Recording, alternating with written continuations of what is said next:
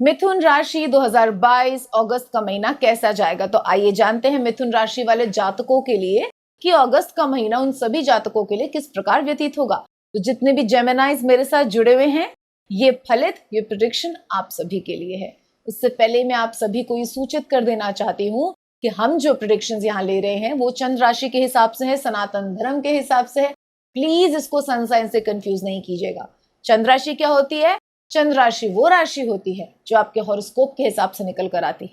ठीक, तो आइए जानते हैं मिथुन राशि वालों का फलित इस महीने के लिए क्या निकल कर आता है। तो अगस्त के महीने में मिथुन राशि वालों के लिए विशेष बात मैं बताने जा रही हूँ जिसका आपने बहुत बहुत ध्यान रखना है। ठीक है, सबसे पहले हम रिलेशनशिप लेके चलेंगे क्योंकि ये उसी से रिलेटेड है।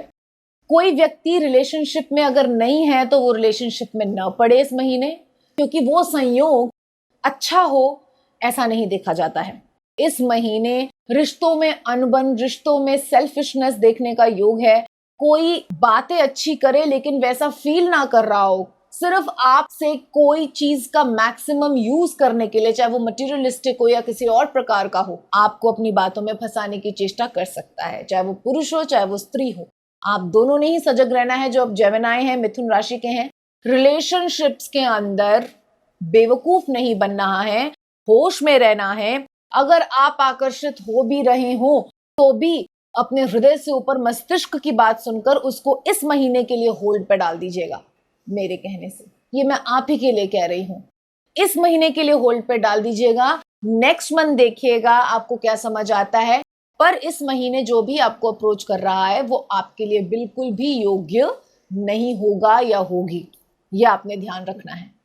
अब अगर मैं शादीशुदा कपल्स की बात करूं तो शादीशुदा जिंदगी में हम ये देखते हैं थोड़े से वरीज और टेंशन्स आए हुए हैं। हो सकता है कि आप दोनों के बीच में इस प्रकार का योग बन जाए कि आपका पार्टनर आपसे विमुख हो जाए या बिल्कुल भी आप पे कॉन्सेंट्रेट ना करे। और जो दूसरा योग बनता है इसी के साथ वो ये बनता है कि एकदम से चेंज इन बिहेवियर आपको नजर आएगा। बहुत ज्यादा इंटरेस्ट दिखाना, बहुत ज्यादा प्रेम पूर्वक बात करना, पर वो भी हो सकता है कि किसी आपको फील हो कि किसी सेल्फिश मोटिव के कारण हो रहा है।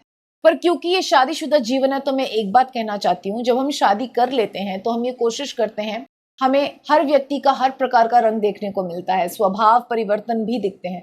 तो जो स्वभाव आज परिवर्तित है आज पार्टनर का, वो फिर दोबारा परिवर्तन उसमें आएगा क्योंकि परिवर्तन जीवन है।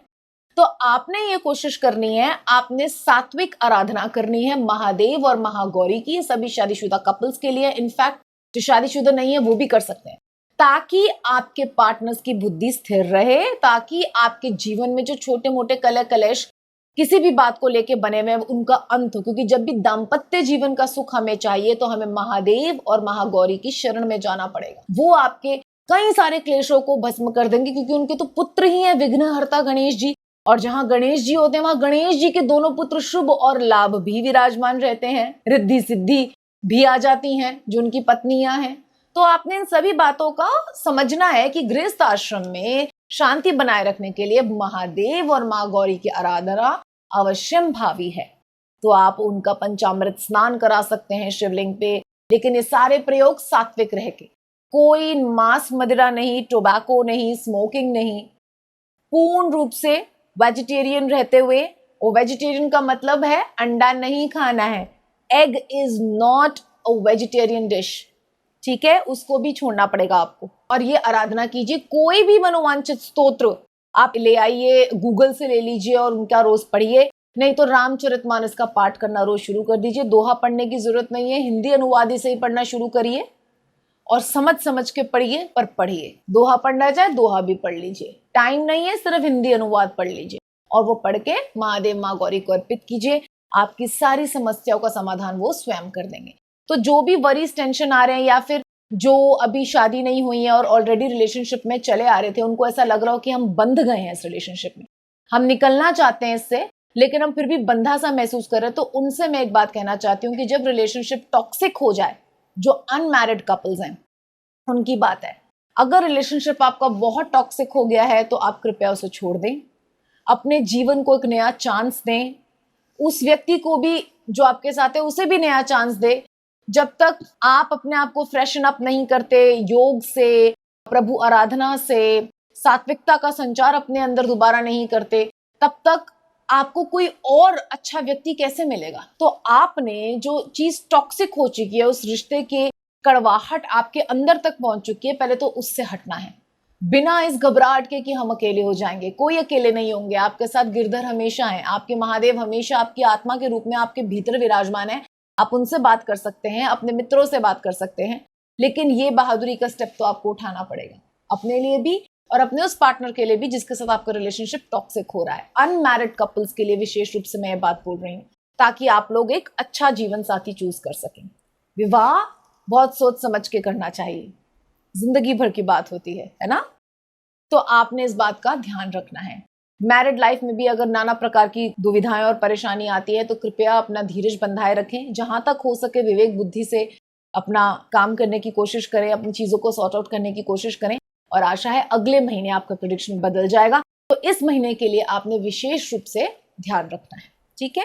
कार्य क्षेत्र में मैं यही कहना चाहूंगी, चाहे बिजनेस हो चाहे जॉब हो, हमें ये नजर आता है कि कार्य क्षेत्र में फंसा सा महसूस कर रहे हैं, मैनिपुलेशंस आसपास हैं, जानबूझ के पीड़ा देने की कोशिश की जा रही है, मानसिक संतुलन ठीक नहीं है।